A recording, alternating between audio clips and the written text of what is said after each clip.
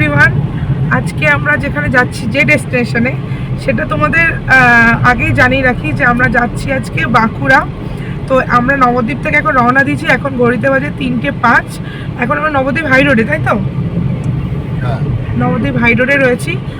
বাঁকুড়া যাওয়ার রাস্তা মানে রোড কন্ডিশন, টোল, এগুলো সবটাই মোটামুটি তোমাদেরকে জানানোর চেষ্টা করব যাতে তোমাদেরও সুবিধা হয়। ইনি তো গেছিলেন কিছুদিন আগেই, ঘুরে টুরে এসছেন, সব দেখে এসছেন। তো ইনি হচ্ছে এখন আমাদের মানে গুগল। ঘুরতে যাইনি, কাজে গেছিলাম। ওই হোয়াট এভার, কিন্তু একা গিয়েছিলেন আমাদের। এবার আমরা ল্যাচ ছাড়িনি আর কি, আমরা ল্যাচটা শক্ত করে ধরে নিয়েছি, আমরা যাবো। তো এখন বাকি রোড কন্ডিশন, কতটা ফিউল লাগলো, সব কিছুই চেষ্টা করবো তোমাদেরকে জানানোর। আমাদের ভিডিওটা পুরো দেখো, আশা করি তোমাদের খুব ভালো লাগবে। আমরা বেরিয়ে পড়লাম নবদ্বীপ থেকে। তবে মাঝে মাঝে আমার মনে হয় শর্ট ট্রিপ করলে কিন্তু খারাপ হয় না। আমরা বেরোতে একটু লেট যদিও করে ফেলেছিলাম, কিন্তু আমরা বাঁকুড়া আমরা উইদিন টাইমের মধ্যেই চলে গেছিলাম। স্যান্ডটা কিন্তু আমার সিটটা অলরেডি দখল করে নিয়েছে, তবে বেশি দূর এইভাবে যায়নি। কিছুটা ওর শখ ছিল যে ও সামনে বসে যাবে আর আমাকে পিছনে পাঠাবে, তাই আমি পিছনে খানিকক্ষণ বসলাম। আর বসেই এভাবে ভিডিও করতে করতে আমরা পৌঁছে গেলাম নাদনঘাট মোড়ের।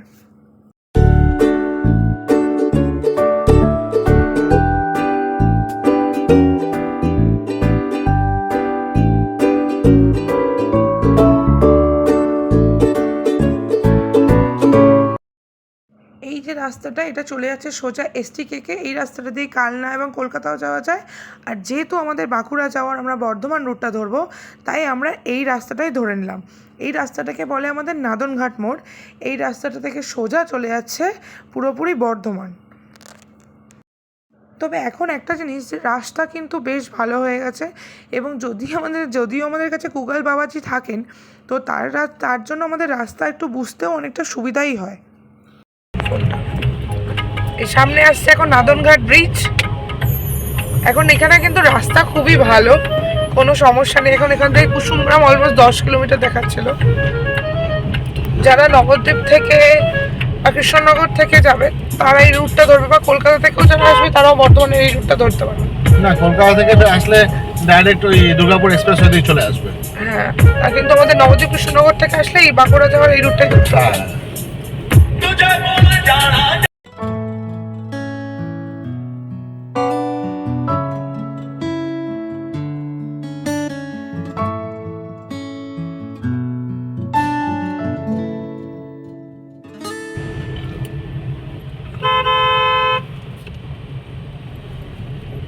চলে এসছি এখন কুসুমগ্রাম থেকে যেতে হবে বাঁদিকে দুর্গাপুর এক্সপ্রেসওয়ের দিকে, নাকি? না, বর্ধমানের দিকে।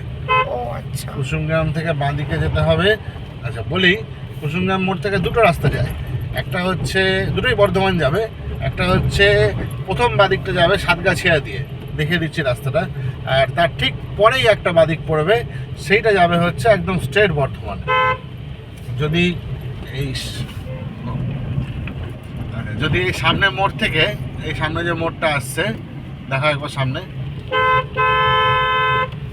এই সামনে যে ফলের দোকানগুলো আছে, এইখান থেকে বাঁদিকে একটা রাস্তা চলে যাচ্ছে। এখানে এই রাস্তাটা দেখিয়ে দাও।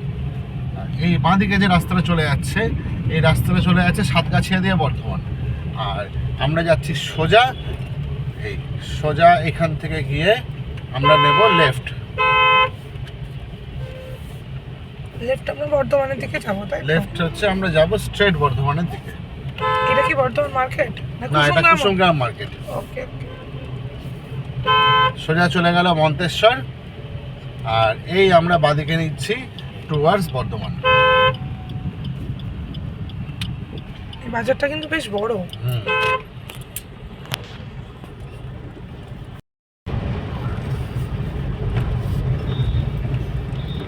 এই যাচ্ছে বর্ধমান, তাই তো? এই রাস্তাটা যেরকম যাচ্ছে একদম সেরকম চলে গেলেই সোজা যাবে দেওয়ানদিঘি, বর্ধমান পৌঁছে যাবে। এখান থেকে দেওয়ানদিঘির ডিস্টেন্স মনে দেখা যায় 34 কিলোমিটার না কত? 34 কিলোমিটার হবে। দেওয়ানদিঘি দিয়ে বর্ধমান সোজা। হ্যাঁ, দেওয়ানদিঘি মোড় থেকে আমরা বাঁ দিকে চলে আসলাম টুয়ার্ডস বর্ধমানের দিকে, তাই তো? দেওয়ানদিঘি বাজার ছেড়ে সামনে একটুখানি ভিডিওটা করতে পারলাম না, বাজারের ভিডিওটা। ওই তো ওই রাস্তাটা যে যে জায়গায় এসে খুলবে, দুদিকে দুটো রাস্তা যাচ্ছে, ডান দিকে কাটোয়া আর বাঁ দিকে বর্ধমান। তো আমরা এখন যেহেতু বাঁকুড়ার দিকে যাচ্ছি, তাই জন্য বর্ধমানের রুটটাই ধরতে হবে, তাই তো? একদম।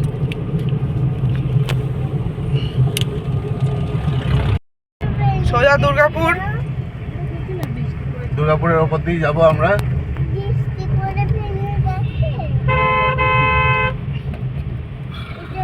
এই হচ্ছে বর্ধমান ব্রিজ। এই ব্রিজটা হওয়ায় একটা সুবিধা হয়েছে যে বর্ধমান শহরের ভিতরে যে জ্যামটা, সেই জ্যামটা কিন্তু এখন আর মানে সবাইকে পেতে হয় না। এই সমস্ত জ্যামটা পুরোপুরি বাইপাস করে একদম হাই রোডে ওঠা যায়। আর এইখান থেকেই দেখা যাচ্ছিল আমাদের পতাকাকে, এবং সত্যিই সেটা দেখে আরও বেশি ভালো লাগছিল দেখতে। তবে একটা জিনিস, স্যান্টা কিন্তু এই জার্নিটা বেশ এনজয় করছিল। ও কিন্তু ঘুমায়নি, ও চেষ্টা করছিল যে আমাদের বড়দের সাথে ও কিন্তু কন্টিনিউ জেগে থাকা। আর ফ্ল্যাগ দেখলে আমরা ছোটো থেকে স্যান্টাকে শেখাই যে সেলিউট করতে, আর ও সত্যি এটা খুব ভালোভাবে সেলিউটও করে। এখন আমরা দাঁড়িয়ে আছি দুর্গাপুর রাস্তায় এক্সপ্রেসওয়েতে। এই চলছে এখন টি ব্রেক, সেনুর জন্য রয়েছে পপকর্ন, আর আমরা একটুখানি ওয়েট করছি এখন, একটু রিল্যাক্স হয়ে নিয়ে একদম সোজা গাড়ি ছাড়বো, যতদূর যাওয়া যায় আর কি। আর সেনুও উঠে পড়ছে, সেনু এই জার্নিটা বিশাল পরিমাণে এনজয় করছে, মানে একদম ঘুমাতেই চাইছিল আর কি এই জার্নিতে।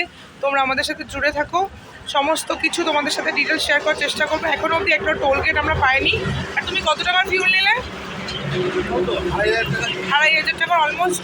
ফার্স্ট টাইম আমাদের, মানে ফার্স্ট ফিউল আমরা 2500 টাকা ভরেছি। আর বাড়ি থেকে মনে হয় এইটা ফুল ট্যাঙ্কি রয়েছে। এখন দেখা যাক, এটা আমাদের যাওয়া আসা দুটোই সব কিছু হয়।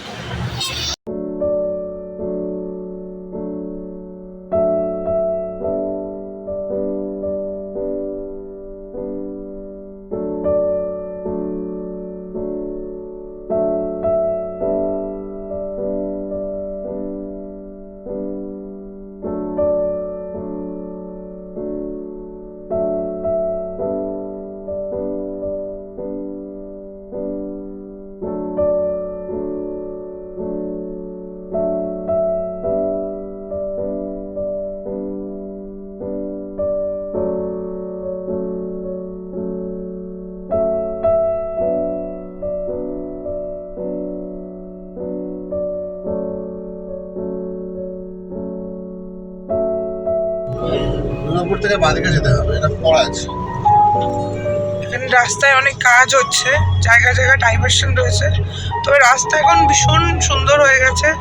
আর পড়ন্ত বিকেলে 6টার সময় রাস্তাটা দেখতে তো আরো ভালো লাগছে। সেই লাগে।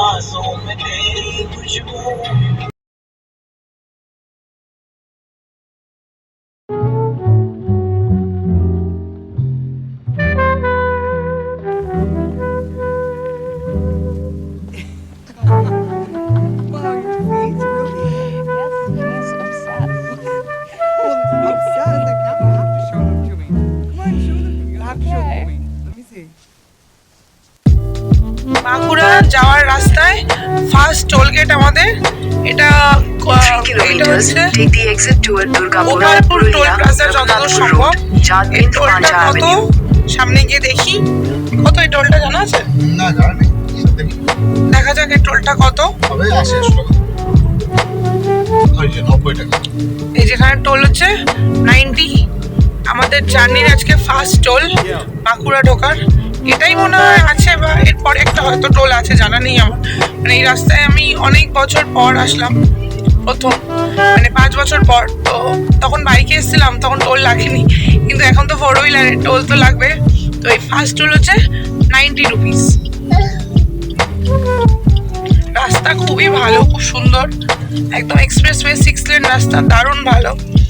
তো তোমরা যদি আসো, তোমাদের তো অবশ্যই ভালোই লাগবে।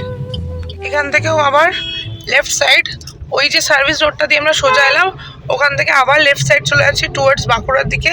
সোজা রাস্তাটা ধরো না, সোজা রাস্তাটা বাঁকুড়ার দিকে যাচ্ছে না। আর বাঁ দিকে যে রাস্তাটা আছে, এটাই যাচ্ছে বাঁকুড়ার দিকে। আমাদের অ্যাপ্রক্স গুগল দেখাচ্ছে যে বাঁকুড়া পৌঁছাতে রাখবে রাত্রির 8টা, এখন বাজে 6টা 40। দেখা যাক আমরা কতক্ষণে পৌঁছাই। এন্টায়ার জার্নিটা কিন্তু বেশ ভালো লাগছিলো। আর সবথেকে ভালো লাগছিলো মাঝে মাঝে স্যান্টার যে টকস টকস কথা, সেগুলোও ভালো লাগছিলো। আর দেখো আমরা যে দুর্গাপুর পৌঁছে গেছি তার বিবরণ কিন্তু তিনিই দিচ্ছেন। আর একটুখানি কথা তোমাদের জন্য। নামবো না, মালিদের বাড়ি গিয়ে নামবো। হ্যাঁ, মাহিদের বাড়ি যাচ্ছি, এখন তো ঘুরতে যাচ্ছি আমরা। না, মালিদের বাড়ি এই ব্রিজটাও একটা ল্যান্ডমার্ক মিকি মাউস যাওয়ার। যাবো সীমান্ত দিদির সাথে। রাত্রিবেলা মেনলি সমস্যা হয় রাস্তা ভুলে যাবে, বাট না তবুও একটুখানি কেয়ারফুল থাকলে, আর এখানকার লোকাল কাউকে জিজ্ঞেস করে তারা বলে দেয়। এখন কি আমরা দুর্গাপুরের মধ্যে আছি, তাই তো? হ্যাঁ হ্যাঁ, আমরা দুর্গাপুরে আছি। এই সামনেই ব্যারেজ আছে, দুর্গাপুর ব্যারেজ 2 কিলোমিটারের মধ্যে। রাত্রিবেলা ব্যারেজ থেকে তো আরো ভালোই লাগবে। এখানে বাঁকুড়ার সাইনবোর্ড, বাঁকুড়া এখান থেকে 40 কিলোমিটার। এই সেনোটা খোলে না, দুম করে পড়ে যাবে। গেট খুলে গেলে রাস্তায় পড়ে যাবে না।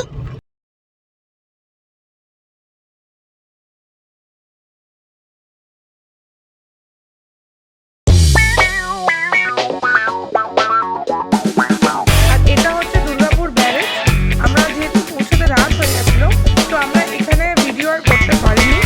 আর তবে একটা জিনিস, যে এগুলো হচ্ছে চারপাশে লক গেট, জল ছাড়ার ভিডিওগুলো দিনের বেলা গেলে আরও সুন্দরভাবে করা যায়। তবে আমরা মুকুটমণিপুর ড্যাম মানে ভালোভাবেই দেখতে পেয়েছিলাম, জল ছাড়ার সমস্ত ভিডিও তোমাদের সাথে সেগুলোও শেয়ার করেছি, আমাদের চ্যানেলে আছে। যদি তোমাদের ভালো লাগে তো তোমরা গিয়ে একটু দেখো, আশা করি তোমরা নিরাশ হবে না। আর এই যে আমাদের ভিডিও, বড় ভিডিও তোমাদের কেমন লাগছে সেটাও কিন্তু আমাদের কমেন্টে জানিও। জানি এই ভিডিওটা হয়তো একটু লেন্দি হয়ে যাবে, কিন্তু তবুও একটাই রিকোয়েস্ট করব যে পুরোটা দেখো। তোমরা যদি কখনো বাঁকুড়া যাও, আমার বিশ্বাস যদি এই ভিডিওটা দেখো হয়তো তোমাদের সামান্য হলেও হেল্প হতে পারে। আর সত্যি বলতে দিনের বেলা জার্নি একরকম, আর রাত্রের জার্নি কিন্তু আর এক রকম।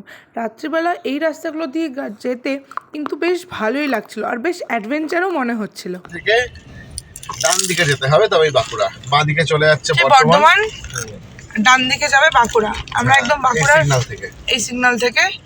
এর পেছনে অনেক একটা মার্কেটও রয়েছে। চন্দ্রলোক সুইটস হচ্ছে এখানকার ল্যান্ডমার্ক।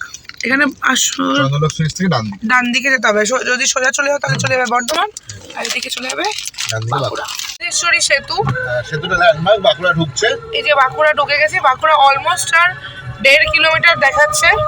রাত্রে নাইটে রাস্তার ভিউ বিশেষ ভালো ছিল না, তাই আর দেখাতে পারলাম না। দিনের বেলা হলে আরো বেশি কিছু দেখানো যায়, তবে রাস্তায় গাড়ির চাপ একটু বেশি ছিল। এখান দিয়েই এক্কেশ্বর বাবার মন্দির যাওয়ার রাস্তা ডান দিকে। কালকে যখন আসবো আমরা তখন তোমাদের দেখাবো। এই যে বাঁকুড়া টাউন দেখাচ্ছে, এই যেখান থেকে সোজা গিয়ে ডান দিকে যে রাস্তাটা নেমে যাচ্ছে, এই রাস্তাটা দেখো, এক্কেশ্বর বাবার মন্দির। কালকে যখন আমরা আসবো তখন আমরা এই রাস্তাটা তোমাকে দেখাবো, মানে রাস্তা যদি পুজো দিই সেই সব কথাও তোমাদের সাথে শেয়ার করব। আর এখন আমরা আপাতত হোটেলটা নেওয়ার জন্য যাচ্ছি। দেখা যাক হোটেলেরও যা যা ডিটেলস থাকবে সেগুলো আমি ভিডিওতে শেয়ার করার চেষ্টা করব। আমাদের হোটেলের নাম ছিল রাজমহল। এটা স্টেশন রোড ধরে যাওয়া যায়, কিন্তু আমাদের গুগল বাবাজি একটা সরু রাস্তার মধ্যে দিয়ে, মানে যেটা রাজমহলের সামনেই উঠেছিল, কিন্তু এই রাস্তাটা খুবই কনজেস্টেড, এই রাস্তার মধ্যে দিয়ে নিয়ে যায়। কিন্তু রাত্রি হয়ে যাওয়া অভিও বুঝতে পারেনি যে হোটেলটা, তো তার জন্য আমরা গুগলকেই ফলো করি। বাট তোমরা সামনের দিয়ে একটা রাস্তা যাচ্ছে, সেই রাস্তাটা খুবই ভালো রাস্তা এবং কনজেস্টেড না, সেই রাস্তাটা যদি তোমরা নাও আমার মনে হয় অনেকটা বেশি সুবিধা হবে। আর এই যে আমাদের হোটেল রাজমহল, একটা নাইট স্টে করার জন্য বেশ ভালো। আর এই যে 2 দাদারা রয়েছে, বাকি আমরা সমস্ত ফর্মালিটিস পূরণ করলাম। অলমোস্ট আমাদের বাঁকুড়া ঢুকতে ঢুকতে হয়ে গেছিলো রাত্রি 9টা। তো আমি চেষ্টা করব এই হোটেলের একটা রুম ট্যুর ভিডিও তোমাদের জন্য নিয়ে আসার। আমাদের ভিডিও কেমন লাগলো আমাদের কমেন্টে জানিও, ভালো লাগলে একটা লাইক করে দিও, আর পাশে থেকো। Tata, love you all.